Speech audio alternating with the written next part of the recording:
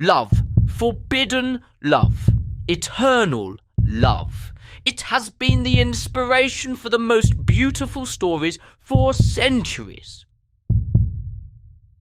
The love story I tell you in this video is at least as dramatic, but this story is one of the few that really happened.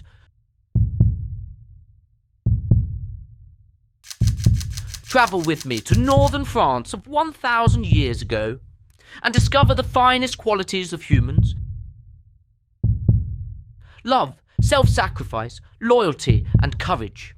But also the ugliest, arrogance, revenge, jealousy and deceit.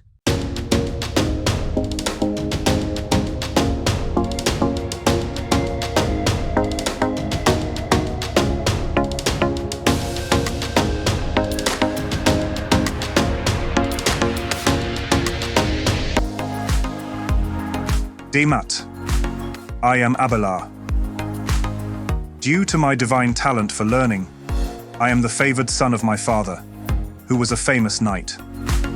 Glory and wealth on the battlefield are also my birthright, but I grant these successes to my younger brothers. With my father's support, I left Celtic Nantes in Brittany and studied the 7 liberal arts. The 7 liberal arts were grammar, rhetoric, logic, astrology, mathematics, geometry, and music. Indeed, these were the subjects one needed to master to be considered a free man. In logic, I soon surpassed all my teachers. Across the country, I debated opponents, and like an Alexander the Great, I won every duel. However, during those discussions, I publicly humiliated all my teachers. With my intelligence, charisma, and sharp tongue, I made lifelong enemies and was expelled from every class. This continued even when I became a teacher myself. But my students, the best in the country, were such fans of mine that they followed me everywhere. Eventually, I ended up in Paris. In 1108, Pierre Abelard was appointed as the dean of the Montagne Sainte Geneviève Abbey, where he took charge of education. Under his leadership, the abbey became a centre of intellectual and theological studies in Paris. The abbey funded the construction of the Notre Dame Cathedral, which was erected nearby.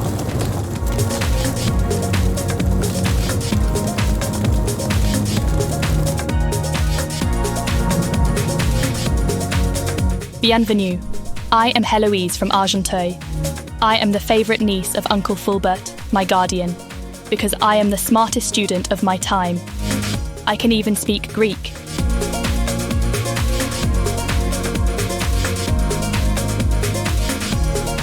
Uncle Fulbert, like Abelard, was a Catholic clergyman and taught in the monastery. Clergy were not permitted to have children, hence they often acted as guardians to their nephews or nieces.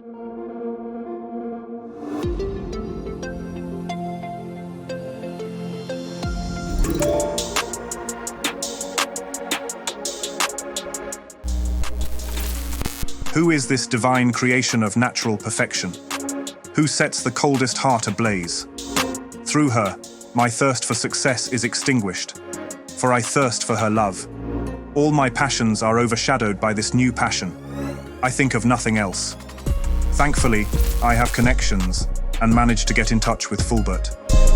And he gives me the happiest gift that I would not exchange, even with the world's most powerful king.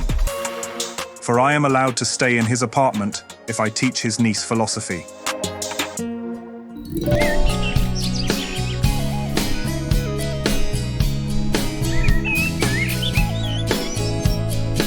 Divine Heloise, unusual as it may be what I now tell you, I can only express it in ordinary words. I love you.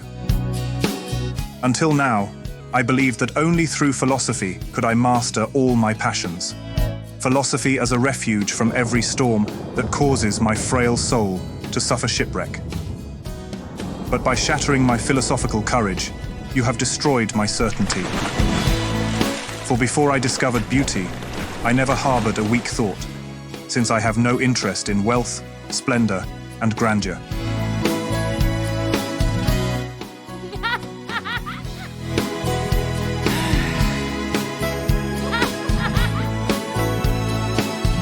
I wish I had never heard your passionate words.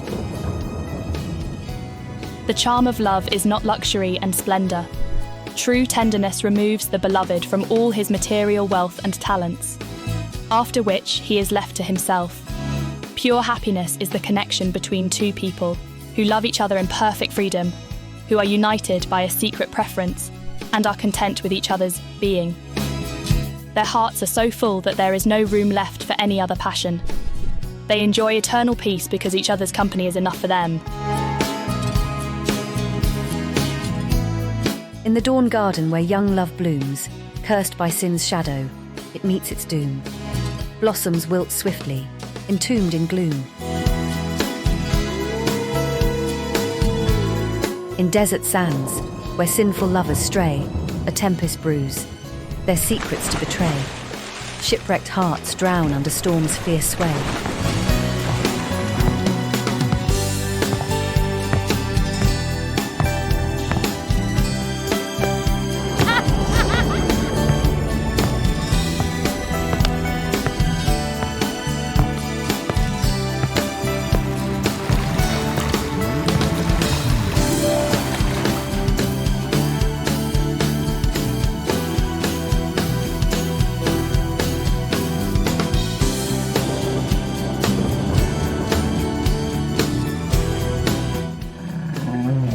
O Pyramus and Thisbe, what disgrace do I behold here?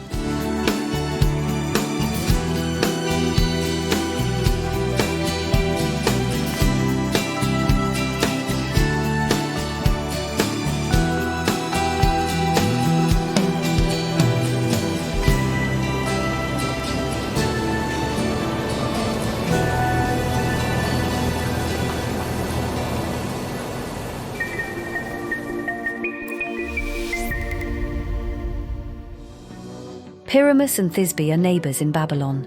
Their families are arch-enemies. They begin a secret affair, communicating through a crack in the wall that separates their houses. They agree to meet at a secret location, beneath a tree. Thisbe arrives too early and is forced to flee from a lion, during which she loses her veil.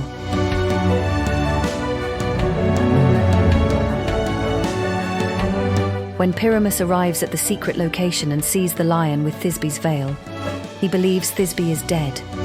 Overcome by grief, he commits suicide.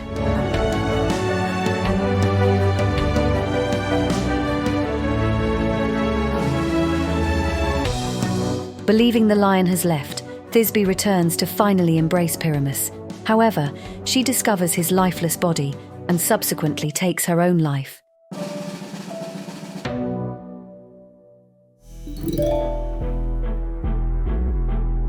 Fulber is furious. This affair is a public humiliation for him. Abelard must remain a virgin as a clerical teacher and certainly not involve his favourite niece in his fall from grace.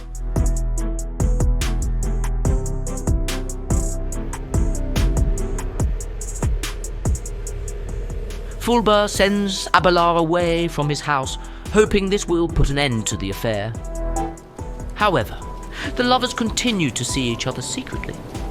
Abelard is so enamoured that he writes only love poems instead of study texts. Eloise becomes pregnant, which is truly disastrous.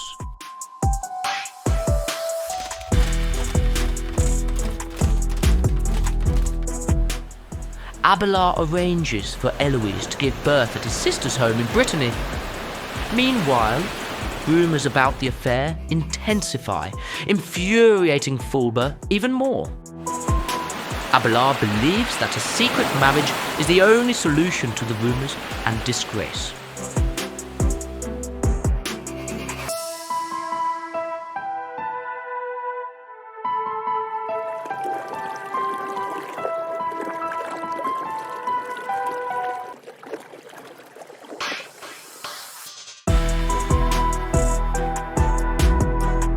Eloise is opposed to the idea because she wants to become a philosopher.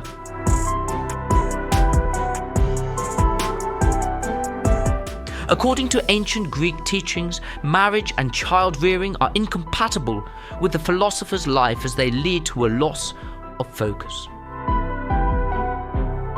Eventually, Fulbert is willing to allow the secret marriage under the condition that they live celibately afterward.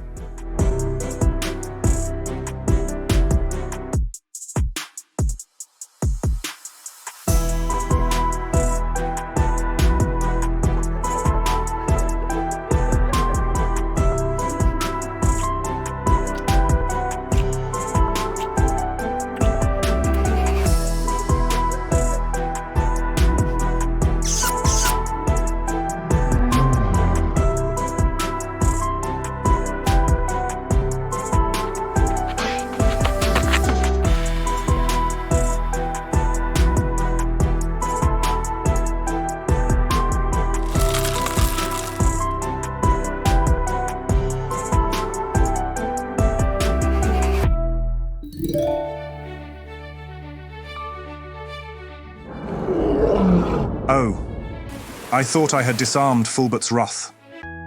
But our marriage proved a feeble defense against his vengeance, for he was capable of barbarity. He bribed my servants, and while I was in deep sleep, an assassin with a knife entered my bedroom. There I experienced the most shameless revenge an enemy can conceive. The assassin did not take my life, but my manhood. Ooh, in the end, only the part of me that transgressed was punished. For what has been taken from me is my desire, but not my longing for beauty.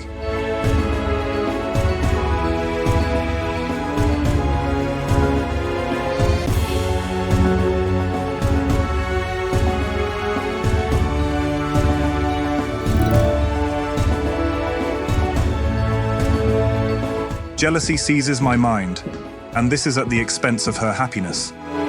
For I feel the urge to disappoint all my rivals. Thus I demand that she become a nun, in a convent, before I too will seclude myself in a monastery.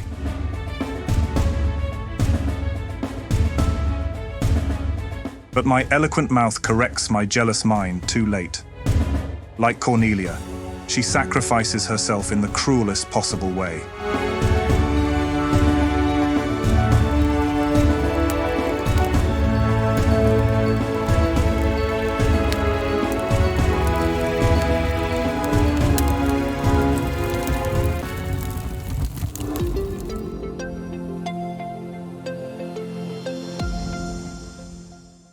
Cornelia meets the married General Pompey in the Colosseum. They fall in love instantly.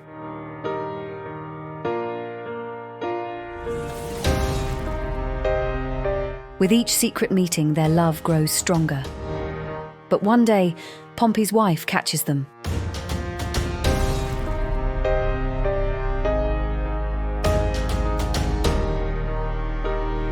Cornelia admits to Pompey's wife that their love is a sin.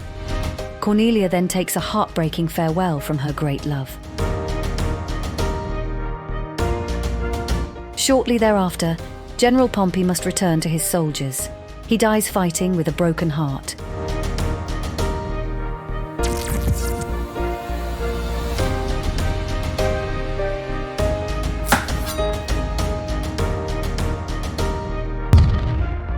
When Cornelia learns of Pompey's death, she dedicates the rest of her life, as a priestess, to the memory of her true great love.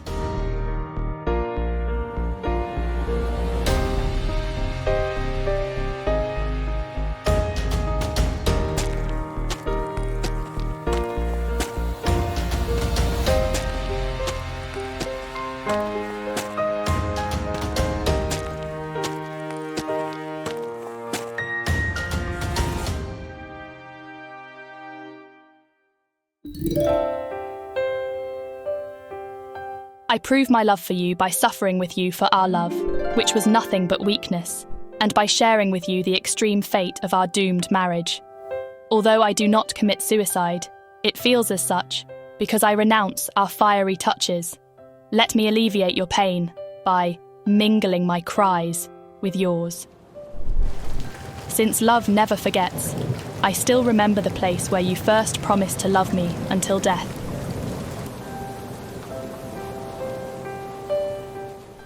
The chaos in my words reveals the turmoil of my mind. My sighs betray me. Your name is glued to my lips. Ultimately, you are fortunate, Abelard, for through your misfortune, you have found the peace I will never find. Your physical punishment has healed the deadly wounds of your soul. The storm brought you to the harbour. God's hand, which seemed to torment you, only wished to pain you so that you preserved your life.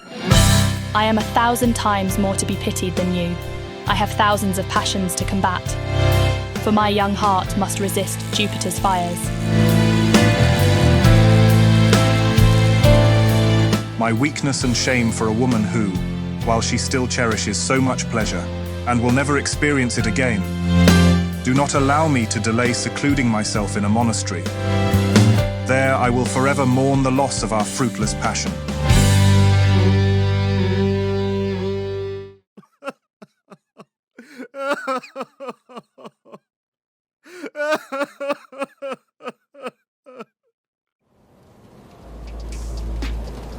As Eloise speaks these words with a resolute tone, she walks to the altar of the convent in Argenteuil and determinedly covers her head with a veil.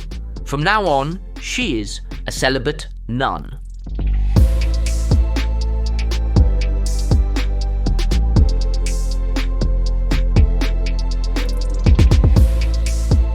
She quickly rises to become the abbess and takes charge of the education in the convent.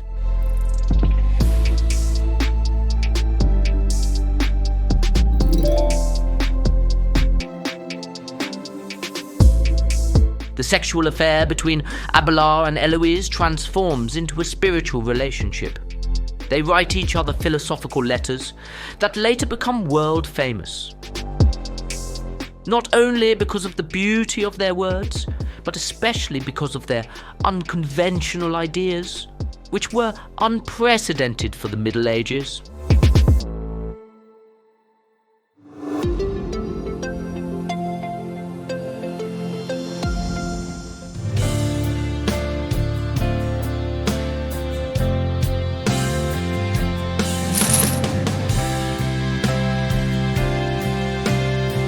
Abelard, do you know why I was so intensely opposed to our marriage? I hate the word wife. No matter how respectful this word may sound to the world, and how sacred it is in religion. No, I am much happier with the word mistress. It possesses more charm, it signifies more freedom.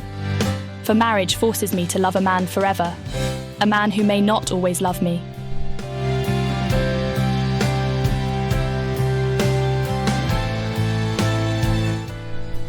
Abelard, infinitely rather, I obey you as your mistress than conjure worldly laws, as empress beside the Lord of the universe.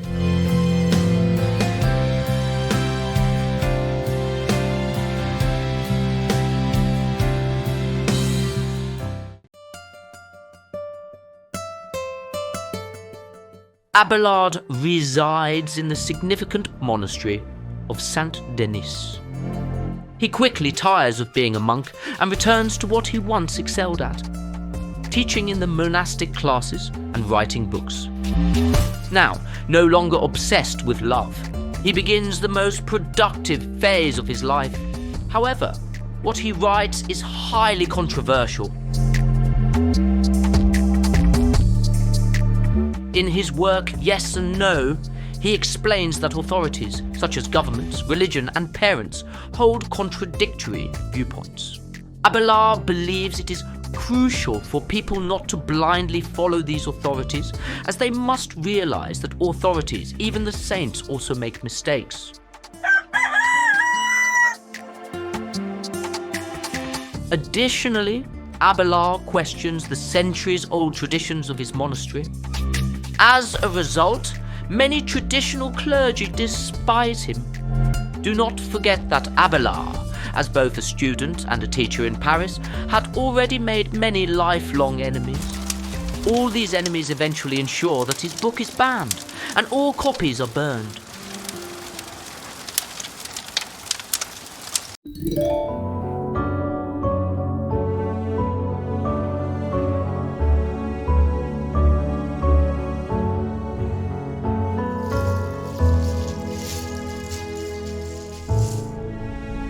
It is true that heartbreak takes its toll.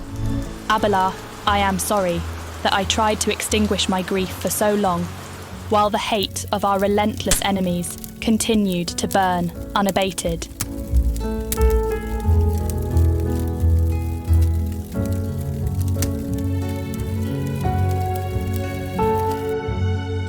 It seems as if the flame of time, which normally soothes the sharpest resentment, in their case, only stirs up hostility.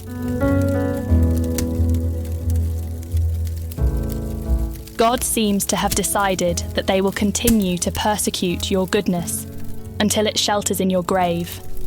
And even then, your ashes may never find rest. Let me always remember your disastrous fate, and let me inform the world of the disgrace of an era that was unable to appreciate you. I will spare no one, because it is in no one's interest to protect you, and because your enemies will never cease suppressing your innocence.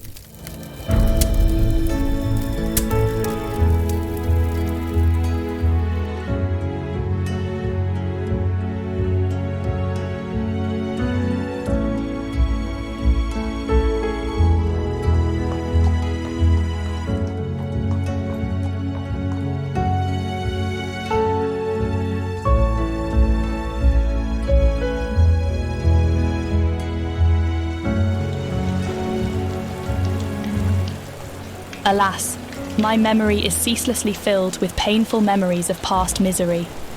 Is there more to fear? Will my Abelard ever be mentioned without tears? Will his name ever be spoken without a sigh?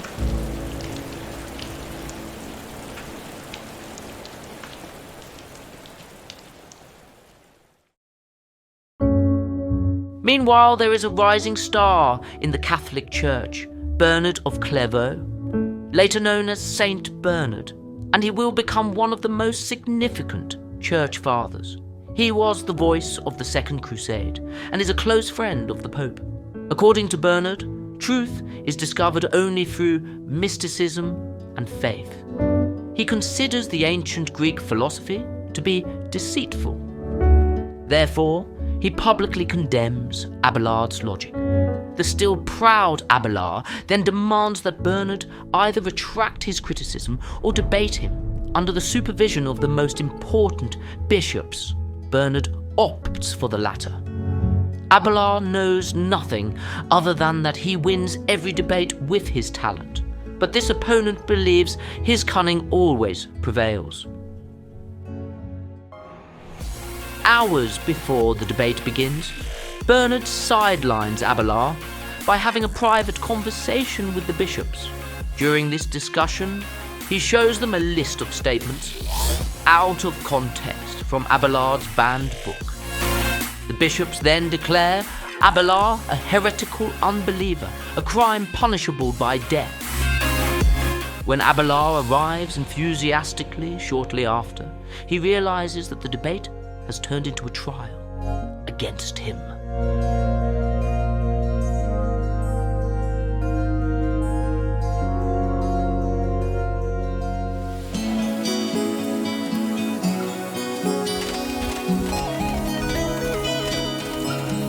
Abelard avoids the death penalty, but spends the last 2 years of his life lonely as a monk in a monastery, deprived of his love, masculinity, and status as an intellectual.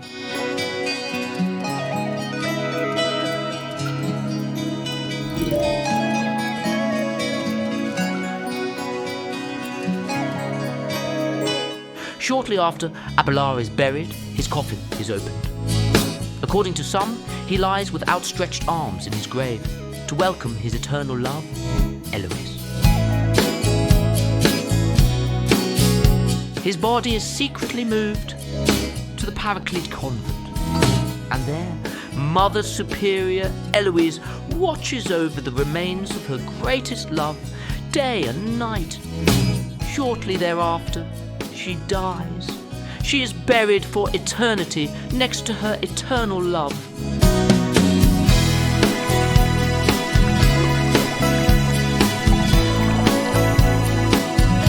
Abelard and Heloise lie side by side in the same grave until the French Revolution destroys the monastery and cemetery due to the rise of a new philosophy, the logic of the Enlightenment. The remains of the two lovers are then reburied in the famous Père Lachaise cemetery in Paris. Their tomb is still admired there today. In Paris, at 9 Quai aux Fleurs, stands the house where Abelard and Héloïse met. Today, it is a popular spot to propose to your loved one in the city of love.